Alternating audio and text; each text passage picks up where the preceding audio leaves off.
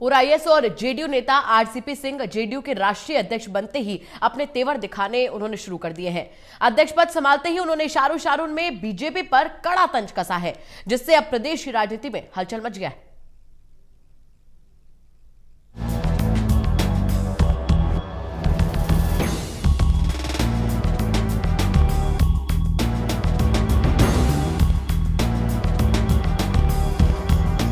बिहार में नई सरकार के गठन को अभी कुछ ही वक्त हुआ है, लेकिन लगता है कि सरकार के अंदर सब कुछ ठीक नहीं।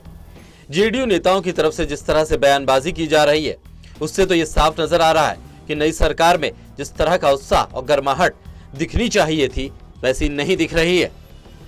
गौरतलब है कि जनता दल यूनाइटेड का राष्ट्रीय अध्यक्ष बनने के बाद रामचंद्र प्रसाद सिंह ने अपने ही सहयोगी दल बीजेपी को इशारों में ही चेतावनी दे दी है। उन्होंने कहा है कि हम किसी की पीठ में छुरा नहीं मारते हैं, न हम किसी को मौका देते हैं। हम अपने सहयोगियों के प्रति ईमानदार रहते हैं, लेकिन अरुणाचल में जो हुआ वो सही नहीं हुआ।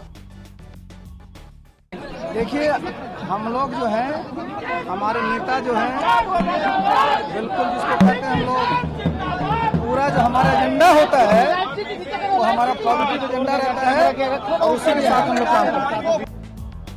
इस घटना को अरुणाचल प्रदेश की राजनीति में हुए उलटफेर से जोड़कर देखा जा रहा है।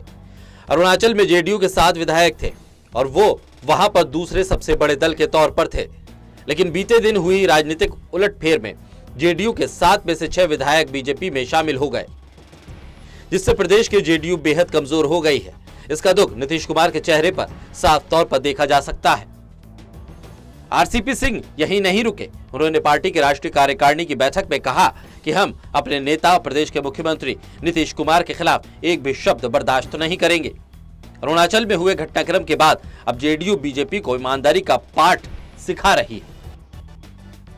नीतीश कुमार इस वक्त बिहार के मुख्यमंत्री हैं, लेकिन वो उतनी मजबूती के साथ मुख्यमंत्री नहीं हैं जितनी पहली बार हुआ करते थे।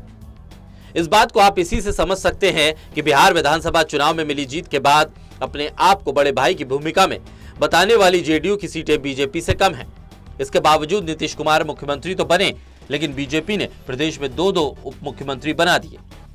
वहीं अब जो खबर आ रही है उसके मुताबिक बीजेपी चाहती है कि उसकी ज्यादा सीटें हैं, लिहाजा प्रदेश में मंत्रियों की संख्या भी उसी के आधार पर तय की जानी चाहिए, जिसे लेकर अब जेडीयू दबाव में है। गौरतलब है कि प्रदेश में 36 विधायक मंत्री बन सकते हैं, लेकिन अभी सिर्फ 14 मंत्री हैं, लिहाजा 22 मंत्रियों का कोटा खाली है। गौरतलब है कि बिहार विधानसभा चुनाव के नतीजों के बाद से ही बीजेपी जेडीयू के रिश्तों में तल्खी देखी जा रही है। ऐसे में अरुणाचल की घटना ने नीतीश के घाव पर नमक छिड़कने का काम किया है। अब ऐसे में बिहार की राजनीति किस करवट बैठती है, ये तो आने वाले वक्त ही तय करेगा।